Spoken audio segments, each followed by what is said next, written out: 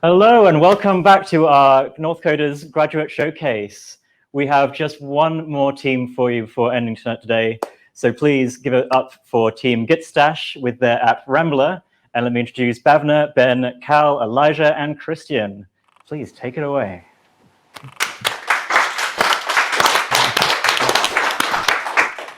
Thank you, Doug. Good afternoon, everybody. And we have a little thing to show you today. I'm sure I'm not the only person here who would rather be outside in the lovely countryside than be here inside. Maybe with a friend, maybe with a dog, maybe just on my own with a Twix. There's over 500 Ramblers groups in Britain and 50 national parks. We are an island of walkers. But no matter how experienced you are, how safe the routes are, or even how familiar you are with a particular route, there's always a possibility of taking the wrong turn and a ramble turning into, for lack of a better phrase, an unplanned adventure. 2020 alone saw Mountain Rescue England and Wales respond to over 3,000 call-outs, and obviously that's in a year where we've not really been able to go out that much. We as a group wanted to tackle a potential issue. If I was to go for a solo ramble and I intend to get back home within, let's say, 2 hours, what happens if I'm not back in that time? How would somebody know where I am? This was our inspiration for Rambler, an app built by myself, Bhavna, Cal, Eli, and Ben, who unfortunately couldn't join us for our presentation today, but he was an integral part of the team. With Rambler, you can sign into your account and set a date and time for when you imagine your ramble will end. You then enter a contact number. When we reach your inputted time and you haven't indicated within the app that you're home yet, Rambler will automatically send a text to your chosen contact with your current location. To talk you through a full demo of the app, I'll hand you over to Cal. Thank you. So once you open Rambler, of course, as a new user, you want to be able to create a new account. And so you fill in the registration form, and once you hit the sign up button, you're sent to the confirm sign up page. You will receive a verification code sent via email, which will then you have to confirm again. Once you do that, a user is stored on AWS Amplify securely, and you're ready to log in into Rambler. Once you're inside the app, you are able to set a timer for an expected return date and an expected return time. And you can use a trusted contact's phone number to send them a message if you don't terminate the Rambler app. Once you've done that, you also can go onto the map view, which shows you a live location of your current in the map. And you are able to view the timer that's running.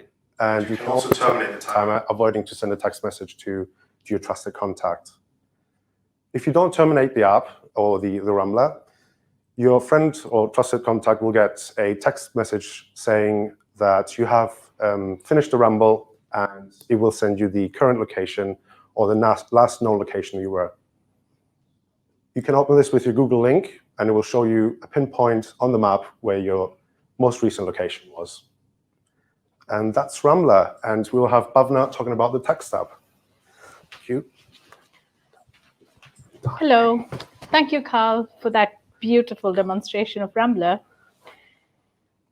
We had about a week to design and implement this app. We explored Amazon Web Services as we were excited to see what it had to offer. We had no prior experience working with AWS. We wanted to challenge ourselves to see if it would work with our app. This meant long evenings of studying and going through the documentation, which I can definitely tell you was no fun, which sometimes was like booking a holiday during COVID. We started by using AWS Amplify to authenticate our users, and they get logged into our app securely. Amazon AWS uses Cognito to create a user in the user pool. As the app progressed, we wanted more flexibility with the data and data manipulation. So we decided to use DynamoDB to store all the users' details that we have so far. Next, we wrote a Lambda function that would be triggered when the user gets confirmation. This automatically adds the user's details to the DynamoDB table. We wrote a custom function to check if the user is inputting the right numbers in for sending the text message. Then we use Axios to send a request to the SMS API. And this, if the ramble is not completed, sends a text message to your trusted contact. Thank you. And now to Eli for more ramble talk. Thank you, Bhavna. So for the front end, we needed a platform that could be adaptable for both iOS and Android on mobile using a JavaScript code base. We decided to use Expo to avoid relying on Xcode or Android Studio, as we had a mixture of Android devices and iOS, and we wanted the finished app to be accessible to users with both operating systems. Expo locations allowed us to use location services on both operating systems to send a location to an emergency contact. We then use React Native dependencies within Expo, React Native maps to render the location on a map, and React Native screens to display multiple screens. Like any group of great explorers, we found ourselves in a few tricky spots along the way, mapping our journey. So that's just the next one. We aimed high with using AWS, and as the functionality of each program is reliant on other AWS programs, we spent quite some time attempting to connect all of those together. We scoured our CloudWatch for console logs of DynamoDB before Bhavna realized that the problem was actually in our Lambda function and not in the database itself, after which the programs worked together seamlessly. We started work one morning to find that our previously working code was now throwing lots of errors. After about an hour of uninstalling and reinstalling dependencies, we discovered that React Native had actually been given a new version overnight, and so we downloaded that and we were good to go. Ben and Christian also had difficulty with cause errors when making API requests due to an issue that we thought was with Expo Go, and it turned out that actually it was with the browser, which wasn't compatible.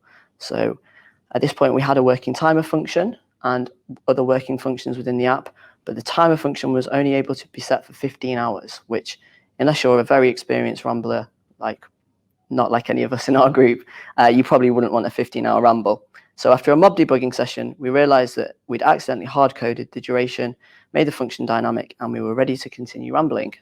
Now, Christian will talk you through our future plans for Rambler. Thanks, Eli. So yeah, you can see on our screen, we've got a few ideas on here. If we had more time, we would have loved to add the ability to connect with other Ramblers and also add more than one contact to a group of Ramblers. We would also love to, if you're closer to finding another Rambler, to change from a location view to more like a radar view. Also, accessing the mobile phone contacts, we did briefly look into that. We figured it was a bigger job than we can do in the time that we were given. And also, maybe adding a text that sends at the start of a journey, as well as at the end of the journey. It's of course been a test in a few weeks. So much of what we have put into Rambler we hadn't directly done before. But throughout, we communicated clearly. All 5 of us stepped up to the task whenever it was necessary and supported each other.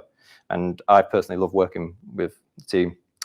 Honestly, I think I speak on behalf of all 5 of us in saying that we're proud of what we've been able to achieve in such a short space of time. We hope you like our app. This is Rambler, and thank you so much for listening. And if anyone has any questions or wants to go for a ramble, please let me know. Thank you.